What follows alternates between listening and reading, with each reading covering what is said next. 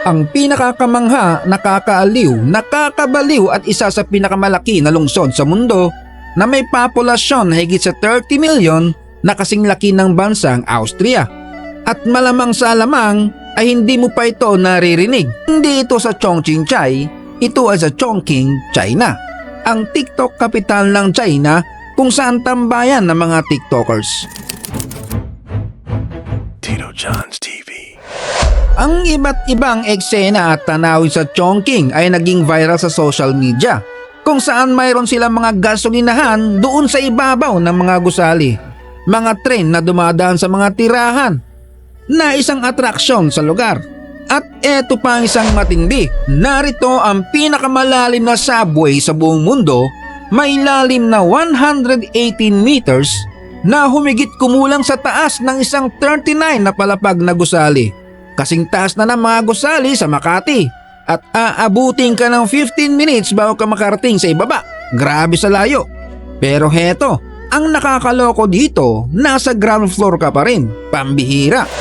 O heto, tingin mo di ba nasa ground floor siya? Tama ba? Siyempre mali. Dahil kung pupunta ka sa isang tabi at pagtingin mo, anak ng tipaklong, nasa itaas ka pala ng gusali. At kahit saan sa Chongqing ay ganito.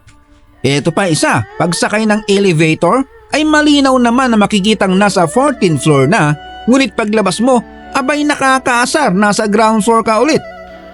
Nasa 20,000 ang ginawang tulay sa lungsod na ito para makakonekta sa iba't ibang gusali. Kakaiba ang mga disenyo at pasikot-sikot na mga daanan, kaya pati ang mga Google Map at Waze ay hindi na kinaya. Isang maling liko ay para mong iniwasan ng langit dahil impyerno ang mararanasan mo sa layo ng iikutan pabalik. Ganon din sa paglalakad. Bawat kembot ay kailangan mo magtanong dahil parang pumasok ka sa lungan ni Kiboloy, mapapa-stop ka kung saan ka susuot. Yung mga chandelier ko, stop! Sabi ko na stop! Stop ka agad.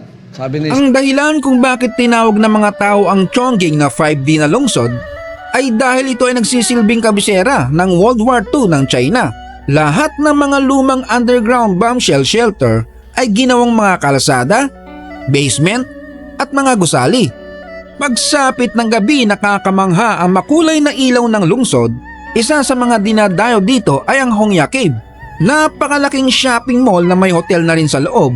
At kung walwalan lang ang pag-uusapan ay mapapasabak ka dito sa dami ng pwede mong pasukan. At kita mo naman ang sangkaterbang alak na yan na pagpipilian, parang library sa Tongshiwa. Kung nalasing at nahilo ka sa kakaikot, eto ang panghimagas na magagalaan pa sa Chongqing, ang Wulong Karst National Geology Park. Mga 150 kilometro mula sa downtown Chongqing, idineclare bilang UNESCO World Heritage Site noong 2007. Naglalaman ito ng ilan sa pinakakamanghang tanawin ng Karst sa South China, tulad ng mga natural na nabuong tulay at sinkhole, luntiang bangin, Emerald River at cascading waterfalls. Nahumaling na nga ang China sa mga kakaiba nilang pinaggagawa, walang takot na gumastos at mag-eksperimento. Gusto nilang baguhin ang paniniwala sa inaayawang Made in China. So yun, huwag kalimutang mag-like, mag-share at pa-subscribe na rin para sa mga ganitong mga content. Hanggang sa muli, Tito John's Sai Shan.